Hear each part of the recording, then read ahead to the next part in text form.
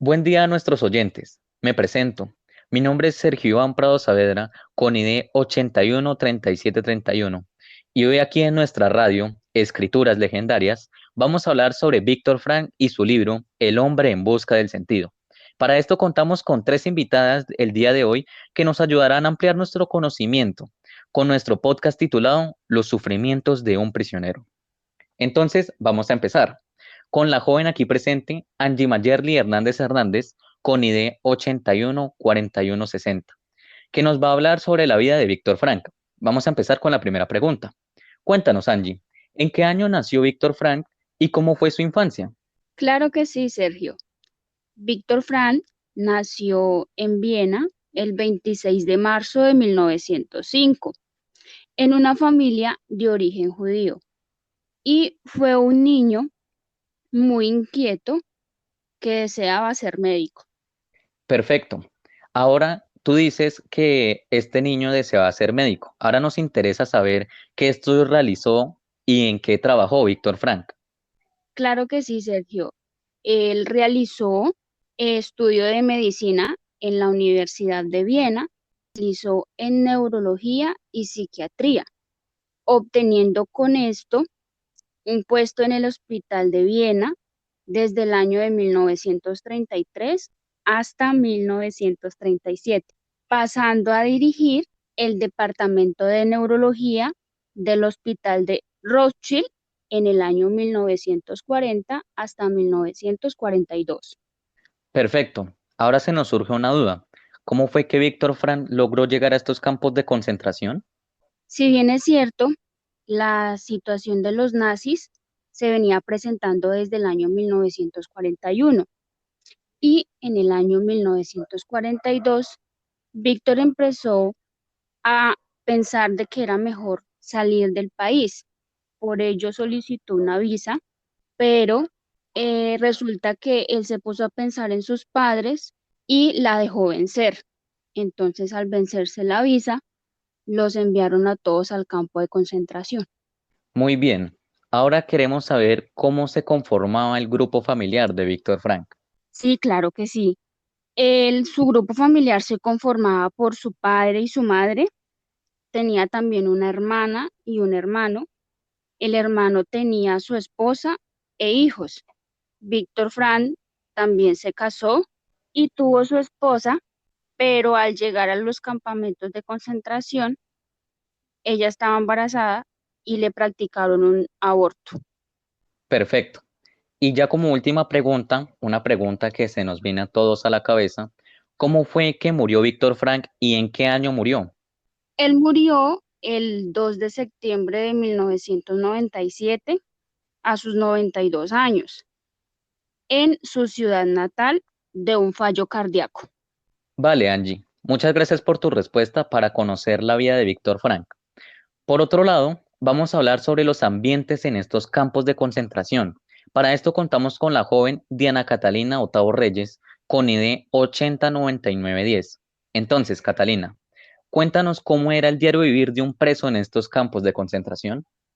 Claro que sí, con mucho gusto te respondo. El diario vivir de un prisionero en esos campos de concentración eran de mucho trabajo forzados, eran de condiciones deplorables, de raciones de comidas muy pocas. Si estaban muy cansados o se caían, los guardias les pegaban sin compasión, ellos no tenían derecho a descanso ni nada. Perfecto. Ahora aquí encontramos un detalle en el libro. En el libro nos mencionan algo sobre que se llama el juego del dedo. ¿Nos puedes explicar en qué consistía este juego? Consistía en la elección con el dedo en donde los prisioneros que fueran escogidos para el lado izquierdo iban directos al crematorio y los que eligieran para el lado derecho iban a realizar trabajos forzados. En eso consistía el juego del dedo. Vale. Y ahora como tercera pregunta, nos interesa saber tu opinión. ¿Qué opinas sobre estos campos de concentración?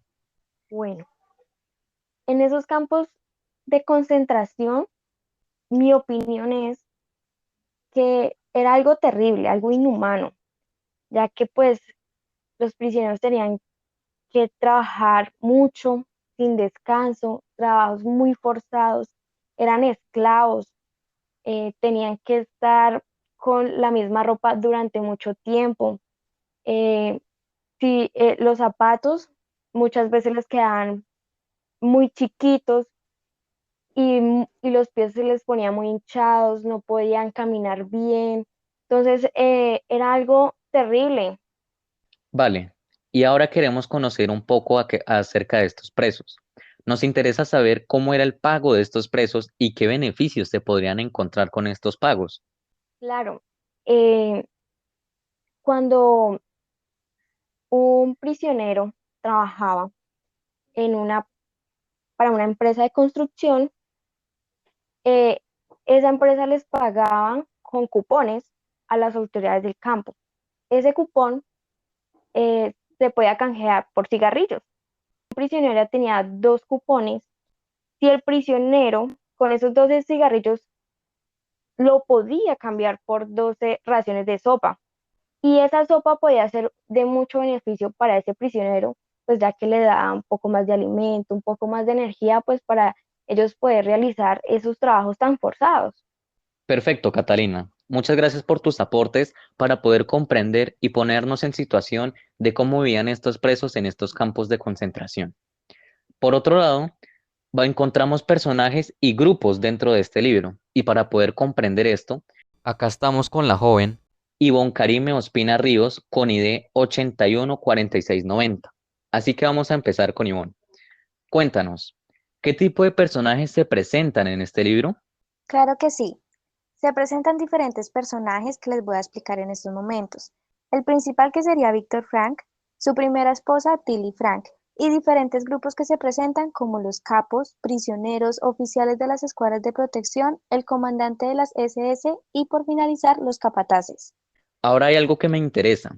Nos mencionas que en estos campos existían ciertos grupos. ¿Nos podrías explicar cómo eran estos grupos y qué sucedía en cada uno de ellos? Claro que sí, los campos de concentración se dividen en diferentes grupos. Empezaremos con los prisioneros, que era un grupo que se encuentra privado de la libertad por haber sido capturado por un ejército que es el enemigo.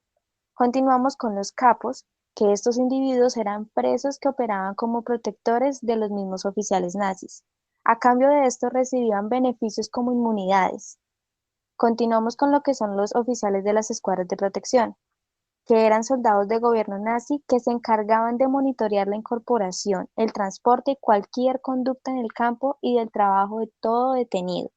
Continuamos con los capataces, que es un grupo que tiene como oficio dirigir y vigilar a todos los prisioneros o trabajadores. Finalizamos con lo que es el comandante de las SS.